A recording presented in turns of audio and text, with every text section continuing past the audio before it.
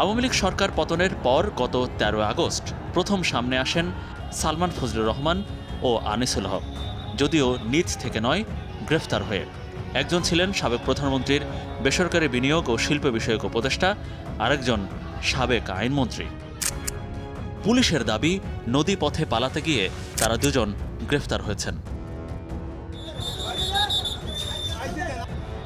১৪ August গ্রেফতার করা হয় সাবেক ডেপুটি স্পিকার শামসুল হক টুকু, সাবেক আইসিটি প্রতিমন্ত্রী জুনায়েদ আহমেদ পলক ও ঢাকা বিশ্ববিদ্যালয় ছাত্রলীগের সাবেক সাধারণ সম্পাদক তানভীর হাসান সৈকতকে।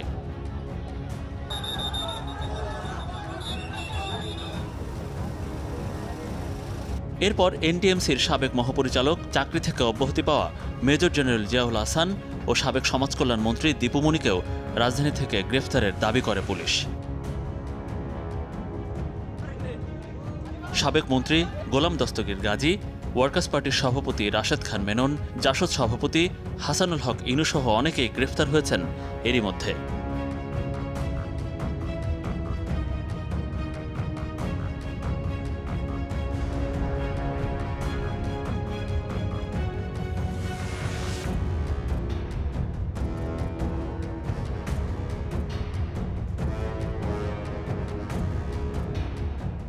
গ্রেফতার হওয়া সবাইকে বিভিন্ন মেয়াদে রিমান্ডেও নেওয়া হয়েছে। এটি আসলে আমাদের কাছে এখন যে সকল মামলা তারা আছেন, এগুলো সাম্প্রতিক যে আন্দোলনে, গণ আন্দোলনে যে হত্যাকাণ্ড যেগুলো হয়েছে, এই সকল মামলায় তারা আমাদের নিকট রিমান্ডে আছেন। তো আমরা মূলত এই সকল বিষয়ে তাদের দিক থেকে যে সকল সহযোগিতা বা ধরেন তারা বিভিন্নভাবে হয়তো কেউ অর্থ নিয়োগ করেছেন, কেউ হয়তো পরামর্শ দিয়েছেন, অনেকে আবার বিভিন্ন সময়ে বক্তৃতা বিবৃতি দিয়ে এটাকে উৎসাহিত করেছেন। আমরা এই সকল বিষয়ে এই মুহূর্তে জিজ্ঞাসাবাদ করছি যে তাদের ইনভলভমেন্টটা এটা পরিষ্কার হওয়ার জন্য। না, এই বিষয়ে আমাদের এখনও সুনির্দিষ্ট কোনো তথ্যপাত নেই। আমরা যাদেরকে গ্রেপ্তার করতে পেরেছি শুধু তাদের তথ্যপাতই আমাদের কাছে আছে।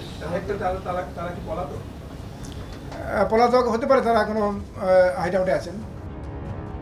ঢাকার বাইরে থেকেও গ্রেফতার হয়েছেন অনেকেই। সাবেক পানি সম্পদ মন্ত্রী ও এমপি রমেশ চন্দ্র সেন ঠাকুরগাঁওয়ের নিজ বাড়ি থেকে, আর চট্টগ্রাম ১১ আসনের সাবেক সংসদ সদস্য এম এ লতিফকে বায়েজিদ বোস্তামি এলাকা থেকে গ্রেফতার করে পুলিশ।